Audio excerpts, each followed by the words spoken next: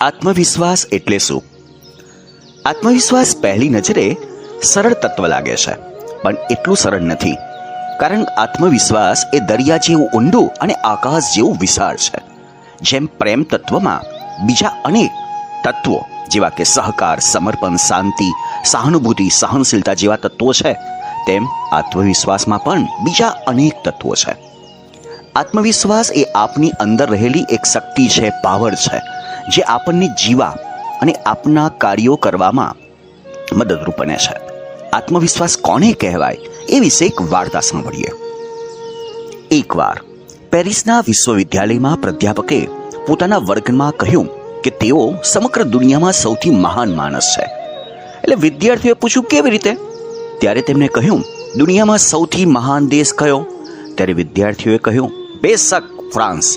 અધ્યાપકે કહ્યું, ફ્રાન્સનું કયું શહેર સૌથી શ્રેષ્ઠ? વિદ્યાર્થીઓએ કહ્યું, પેરિસ. પછી તેમણે પૂછ્યું, પેરિસની કઈ સંસ્થા સર્વશ્રેષ્ઠ છે? વિદ્યાર્થી ફરી બોલી ઉઠ્યા, પેરિસ વિશ્વવિદ્યાલય. પ્રોફેસરે ફરી પૂછ્યું, વિદ્યાલયનો કયો ભાગ શ્રેષ્ઠ છે? વિદ્યાર્થીઓ ઉત્સાહમાં બોલ્યા, દર્શનશાસ્ત્ર વિભાગ.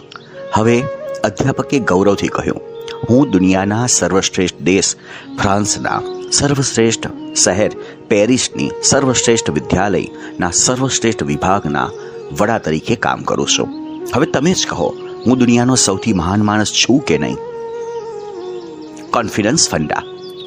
બધો આધાર ઈશ્વર પર હોય તેમ પ્રાર્થના કરો અને બધો આધાર તમારા પર હોય તેમ કરો.